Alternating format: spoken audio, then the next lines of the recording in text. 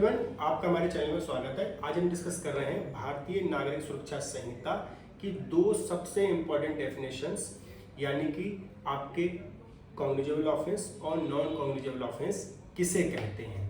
देखिए, ये परिभाषाएं जानना इसलिए आवश्यक है, चाहे आप मान लीजिए आपके जुडिशियल एग्जाम की तैयारी कर रहे हैं तो जानना आवश्यक ही है कि कौन से अपराध संज्ञेय हैं, कौन से अपराध असंज्ञेय हैं। चाहे वो प्री का एग्जाम हो, चाहे मेंस का एग्जाम हो। मेंस में सामान्यतः शॉर्ट में आपके लॉन्ग आंसर में तो नहीं, ये आपसे पूछा जा सकता है कि कौन से अपराध संज्ञेय हैं, कौन से अपराध असंज्ञेय हैं, उनका क्राइटेरिया क्या है, किस सेक्शन में डिफाइन किए गए हैं। साथ ही साथ अगर आप मान लीजिए एडवोकेट हैं तो आपको पता होना चाहिए, इवन अगर आप आम आदमी भी हैं तो भी आपको यह पता होना चाहिए कि कौन से अपराध संज्ञेय हैं, कौन से अपराध असंज्ञेय हैं, क्योंकि इन अपराधों में जो परिभाषा दी गई है और जो डिफरेंशिएशन दिया गया है उसके आधार पर या उसके अंतर्गत किसी भी व्यक्ति के अधिकार और दायित्व निर्धारित होते हैं। चलिए हम इसको समझते हैं कि कौन से अपराध संज्ञेय हैं और कौन से अपराध असंज्ञेय हैं, क्या क्राइटेरिया है, इसको हम डिटेल में जानेंगे। और वीडियो अगर आपको अच्छी लगे, स्टार्ट करने से पहले करें तो वीडियो को शेयर करिएगा, सब्सक्राइब करिएगा, ठीक है, चैनल को। चलिए स्टार्ट करते हैं। तो संज्ञेय अपराध जो परिभाषा दी गई है, तो पहले तो देखो आपको ये पता हो, क्योंकि आप जैसा सभी जानते ही हैं कि 1 जुलाई 2024 के बाद सीआरपीसी के स्थान पर आपके बीएनएसएस यानी भारतीय नागरिक सुरक्षा संहिता लागू होने लगी है। तो आपको सेक्शंस का कुछ जो अरेंजमेंट है, ये नंबर है, वो चेंज हो गए हैं। तो प्री के लिए आपको पता हो कि किस सेक्शन में डिफाइन किया गया, तो धारा 2G में डिफाइन किया गया है संज्ञेय अपराध को। सीआरपीसी में धारा 2C में डिफाइन किया गया था संज्ञेय अपराध को, तो ये आपको पता होना चाहिए। तो धारा 2G क्या कहती है उसको समझते हैं। धारा 2G ये कहती है, संज्ञेय अपराध से ऐसा अपराध या ऐसा मामला अभिप्रेत है, ऐसा मामला आता है जिसमें पुलिस अधिकारी को ये पावर होती है कि वो संहिता की प्रथम अनुसूची के अंतर्गत या तत्समय प्रवर्तित किसी अन्य विधि के अनुसार वारंट के बिना गिरफ्तारी कर सकता है। यानी अगर हम देखें, और यहीं पर हम धारा 2O भी देख लेते हैं, जिसमें ये लिखा गया है, धारा 2O ये कहती है कि असंज्ञेय अपराध ऐसा होता है कि जिसमें जो आपके पुलिस ऑफिसर है उसको बिना वारंट गिरफ्तार करने की पावर नहीं होती है, यानी कि बिना वारंट गिरफ्तार नहीं कर सकता है। यदि उसे किसी गिरफ्तारी करनी है किसी व्यक्ति की, तो उसे मजिस्ट्रेट का द्वारा जारी किया गया वारंट की आवश्यकता पड़ेगी। ये जो होगी आपके दोनों डेफिनेशन। अब इसको हम समझते हैं मेन पॉइंट्स में। तो धारा 2G पे अगर आप गौर करें तो ये संज्ञेय अपराध को परिभाषित करती हुई ये कहती है कि कोई पुलिस ऑफिसर ऐसा कोई मामला संज्ञेय कहलाएगा जिसमें उसे ये पावर होगी कि मजिस्ट्रेट के आदेश के बिना, मजिस्ट्रेट के द्वारा जारी के वारंट के बिना गिरफ्तारी कर सके।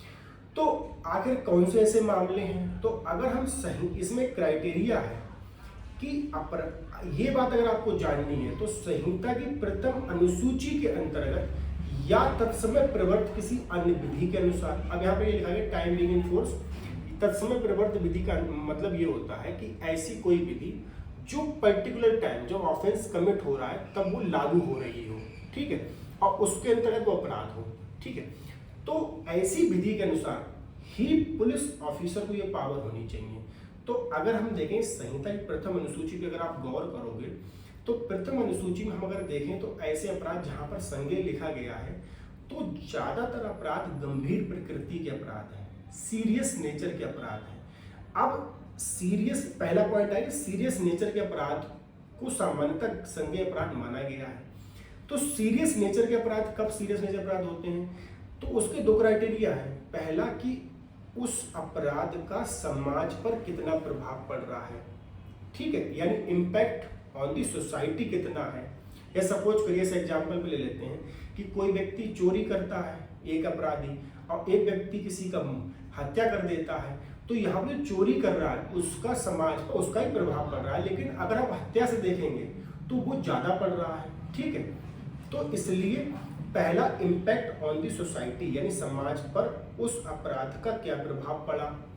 दूसरा पॉइंट अमाउंट ऑफ सेंटेंस यानी दंड की सीमा कितनी थी उस अपराध के अंतर्गत। तो प्रथम अनुसूची पर हमने गौर करा तो ये पाएंगे आप प्रथम अनुसूची के अंतर्गत कि सामान्यतः ऐसे अपराध जिनमें दंड की सीमा, अमाउंट ऑफ पनिशमेंट 3 वर्ष से अधिक है, 3 वर्ष या उससे ज़्यादा है, और तो ऐसे अपराधों को संज्ञेय अपराध माना गया है। यानी वे सभी अपराध जिनमें दंड की सीमा 3 वर्ष से अधिक है, तो मोटा मोटा ये माना गया है कि वो अपराध संज्ञेय अपराध होंगे। तो संज्ञेय अपराधों में ये जो मेन डिफरेंशिएशन है वो ये माना गया कि जो अपराध जिनमें 3 वर्ष से अधिक है और जो गंभीर प्रकृति अपराध है, क्योंकि गंभीर प्रकृति का हमने क्राइटेरिया समझ लिए, तो उन अपराधों को कौन सा माना, कॉग्निजेबल ऑफेंस माना गया। तो कॉग्निजेबल ऑफेंस में पुलिस ऑफिसर को ये पावर दे दी गई कि वो बिना वारंट गिरफ्तार कर सकता है। अब इस बिना वारंट को समझ लीजिए, क्योंकि ये समझना बहुत आवश्यक है। एक शब्द दिया गया वारंट। अब वारंट क्या होता है? वारंट बेसिकली क्या है, आपके प्राधिकारिता है। जो मान लीजिए मजिस्ट्रेट, जब वारंट आपने सुने भी होंगे, अरेस्ट वारंट जारी हो गया, तलाशी का वारंट जारी हो गया, यानी कि जैसे कि इसमें लिखा गया, इसमें अगर हम आगे संहिता पढ़ेंगे, डिस्कस करेंगे, तो अगर जब हम समन और वारंट का चैप्टर पढ़ते हैं, जो आगे डिस्कस किया गया है, जब समन और वारंट पढ़ते हैं हम लोग, तो उसमें वारंट शब्द, तो वारंट की परिभाषा ये है कि वारंट मजिस्ट्रेट के द्वारा जारी किया गया एक ऐसा लिखित प्राधिकार या आदेश होता है जिसमें जिस व्यक्ति को वारंट निर्देशित होता है उसको किसी व्यक्ति को गिरफ्तार करने के लिए, कोई जगह की तलाशी लेने के लिए, किसी सामान को, किसी वस्तु को जब्त करने के लिए प्राधिकार प्रदान किया जाता है। इसको एग्जाम्पल समझ सकते हैं सरल रूप में। भाई मान लीजिए, सपोज करिए मजिस्ट्रेट ने गिरफ्तारी का वारंट जारी किया कि भाई मजिस्ट्रेट जो है, आप जो है मिस्टर ए को पकड़ कर लाइए। तो सामान्य परिस्थितियों में क्या है, भाई मान लीजिए वारंट जारी हुआ, अरेस्ट वारंट जारी हो गया, तो मान लीजिए ऑफिसर बी के लिए ये पावर दी गई है उसके अंतर्गत कि ऑफिसर बी जो है मिस्टर ए को गिरफ्तार कर सकता है। ये वारंट के द्वारा उसे अथॉरिटी दे दी गई। लेकिन अगर वारंट जारी नहीं होता तो ऑफिसर बी मिस्टर ए को गिरफ्तार नहीं कर सकता है। तो ये आपके मेन अंतर होता है। अब यही अंतर हम अप्लाई कर देते हैं असंज्ञेय अपराधों पर। असंज्ञेय अपराध ये कहता है कि नॉन कॉग्निजेबल ऑफेंस में वारंट के बिना आप गिरफ्तार नहीं कर सकता है पुलिस अधिकारी। तो यहाँ पर क्या है कि अगर आप देखें प्रथम अनुसूची, तो असंज्ञेय अपराध सामान्यतः ऐसे अपराध हैं जिनमें दंड की सीमा, पहली वही 2 बातें, जो कम गंभीर प्रकृति के हैं। और कम गंभीर प्रकृति कैसे, यानी कि जिनका समाज पर पड़ने वाला प्रभाव कम हो और जिनमें दंड की मात्रा 3 वर्ष से कम हो। तो ऐसे अपराध क्या माने गए? ऐसे अपराध आपके माने गए कैसे? असंज्ञेय अपराध। तो ऐसे अपराधों में अगर आप देखेंगे, ऐसे अपराधों में पुलिस अधिकारी को ये पावर नहीं होती कि बिना वारंट गिरफ्तार कर ले। अब यानी आपको वारंट के किसके पास, मजिस्ट्रेट के पास जाना होगा, मजिस्ट्रेट की अनुमति लेनी होगी, और मजिस्ट्रेट जब आपको वारंट जारी करेंगे इस व्यक्ति को गिरफ्तार कर सकें, तभी आप गिरफ्तार कर सकते, अन्यथा गिरफ्तारी नहीं कर सकते हैं। अब ये अगर आपको समझनी है बात, तो धारा, अगर जो सीआरपीसी की जो धारा 154 थी, बीएनएसएस की वो धारा हो गई है, अगर आप देखें तो बीएनएसएस की धारा है 173। तो 173 में क्या लगेगा, संज्ञेय मामलों में इत्तला, ठीक है, और उसकी प्रक्रिया पूरी दी गई है। अब 174 है असंज्ञेय मामलों में इत्तला। तो मैं आपको एक इसका क्लॉज बता रहा हूँ, जो थर्ड दिया गया है। तो अगर फर्स्ट भी देखें और थर्ड देखें, तो फर्स्ट में क्या लिखा गया है कि अगर कोई भी असंज्ञेय मामलों की इत्तला दी जाती है तो उसको नोट डाउन करेगा, और पुलिस ऑफिसर जिस व्यक्ति ने असंज्ञेय अपराध इत्तला दी है उससे ये कहेगा भाई आप जाइए मजिस्ट्रेट के पास जाइए, उसके बाद में कोई और कार्रवाइयाँ स्टार्ट करेगा, ठीक है। तो और थर्ड पॉइंट आप पढ़ भी लीजिए कि अगर कोई आदेश मिल भी गया है, मान लीजिए सपोज मजिस्ट्रेट ने आदेश दे दिया, तो उसमें लिखा गया है any officer receiving such order में exercise the same powers in the respect of investigation, यानी इन्वेस्टिगेशन के कॉन्टेक्स्ट में, तो यानी अन्वेषण के संबंध में वो वही पावर्स यूज कर सकता है जो संज्ञेय मामलों में करेगा, लेकिन except the power to arrest without warrant, यानी एक पावर फिर भी नहीं मिलेगी कि किसी व्यक्ति को बिना वारंट गिरफ्तार नहीं कर सकता है असंज्ञेय मामलों में। तो जो सबसे मेन लाइन है वो ये लाइन है कि किसी भी व्यक्ति को असंज्ञेय मामलों में बिना वारंट गिरफ्तारी नहीं की जा सकती है, और संज्ञेय मामलों में यही मेन पावर बन जाती है कि पुलिस ऑफिसर किसी व्यक्ति को बिना वारंट गिरफ्तार कर सकता है।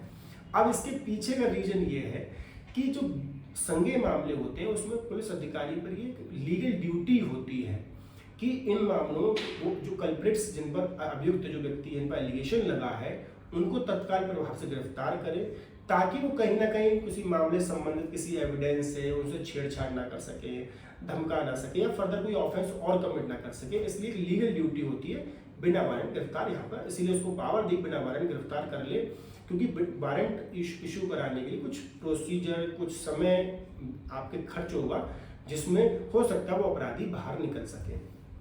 अब अगली बात पे आते हैं। ये बात तो हमने समझ ली कि आपके संज्ञेय अपराध और संज्ञेय अपराध के बीच में मोटा मोटा बेसिकली अंतर यही है, गिरफ्तारी के कॉन्टेक्स्ट में पुलिस ऑफिसर को जो पावर दी गई वो।